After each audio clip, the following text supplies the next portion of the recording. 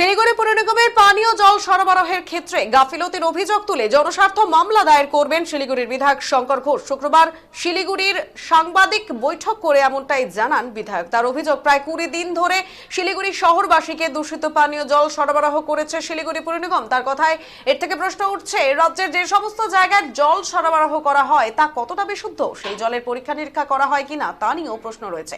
এই বিষয় নিয়ে মামলা করার কথা জানান বিধায়ক। পাশাপাশি রাজ্য জনস্বাস্থ্য কারিগরি বিভাগকে এই বিষয়টি জানানো হয় বলে জানান তিনি।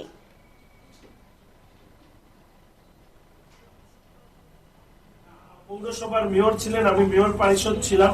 আমি আজও দায়িত্বহীন ভাষায় বলি, সেই সময় অশোক বাবুকে এই জল নিয়ে যে ভাবে অপদস্থ করা হয়েছে, পৌর বোর্ডের মিটিং এর মধ্যে ব্যাগ ছোড়ার মতন ঘটনা, পৌরসভার গেটের সামনে জল ছুড়ে মারা থেকে গাড়ি আটকানোর মতন ঘটনা, এই ঘটনা আমি নিজে সাক্ষী ছিলাম। আমি নিজে জানি যে অশোক বাবু যখন জলের জন্য দরবার করতে গিয়েছিলেন মাননীয় সুব্রত মুখোপাধ্যায় আমাদের প্রয়াত মন্ত্রী মহাশয়ের কাছে, তাকে দরজার বাইরে বসিয়ে রাখা হয়েছিল। এই সব ঘটনা জানি, জানা সত্ত্বেও আমি আশা করি অশোকবাবু নিশ্চিতভাবে এই ব্যাপারে আলোকপাত করবেন। কিন্তু তৃণমূল কংগ্রেসে অন্তত জল নিয়ে কাউকে দোষী করার বা দোষারোপ করার জায়গা নেই। প্রথমত 2011 সালের নির্বাচনের সময় তাদের অন্যতম প্রতিশ্রুতি ছিল যে গজলডোবা থেকে পরিশ্রুত পানীয় জল 400 কোটি টাকার উপরে খরচা করে দ্বিতীয় জলের প্রকল্প শিলিগুড়িবাসীকে উপহার দেবে। আজকে 2024 সাল অবধি হয়ে যাওয়া সত্ত্বেও তারা কিন্তু সেটা উপহার দিতে পারেনি। ফলে প্রশ্ন উঠছে যে আপনি কাকে দোষারোপ করছেন। আর দোষারোপ আজকে গৌতম বাবুর তো এটা নিজ গলায় তার ত্রুটি স্বীকার করা উচিত যে 20 দিন ধরে তাহলে জল মনিটর না করে প্রতিদিন এই জল পান করানো হয়েছে, এবং পান করানোর পরেও তিনি তাদের ব্যর্থতা স্বীকার না করে অন্যদের দিকে দোষারোপ করছেন। বরঞ্চ ওনার উচিত ছিল যে উনি যে ভাষাটা ব্যবহার করেছেন তারতম্য, বিওডির তারতম্য, বিওডি কতটা বেড়েছে, কবে থেকে বেড়েছে, কেন প্রতিদিনকার বিওডি চেক করা হয়নি, কাদের এটা দায়িত্ব ছিল, কতজনকে তিনি দায়িত্ব নিয়ে এই ব্যাপারে শোকজ করেছেন, আমরা তার কোনো কিছু আমরা দেখিনি। আমি তাই জন্যই জনস্বার্থ মামলা করবার সিদ্ধান্ত গ্রহণ করেছি। শুধু শিলিগুড়ি শহরবাসীর জন্য না, পশ্চিমবঙ্গের মানুষের জন্য এটা প্রয়োজন। কারণ শিলিগুড়ি একটা এক্সাম্পল সেট করেছে যে কিভাবে এই রাজ্যের প্রশাসন এবং অপদার্থ এই পৌর বোর্ড তারা হচ্ছে কিভাবে ভেঙে পড়েছে। দূষিত জল, কেউ কেউ বলছেন বিষযুক্ত পানীয় জলকে ঘরে সরবরাহ করেছেন 20 দিন ধরে। মানে কুম্ভকর্ণের থেকেও বড় ঘুমিয়ে থাকা এই পৌর কর্পোরেশন কোনো কাজ করে না। একদিন থাকা মানে আমাদের শহরের সর্বনাশ।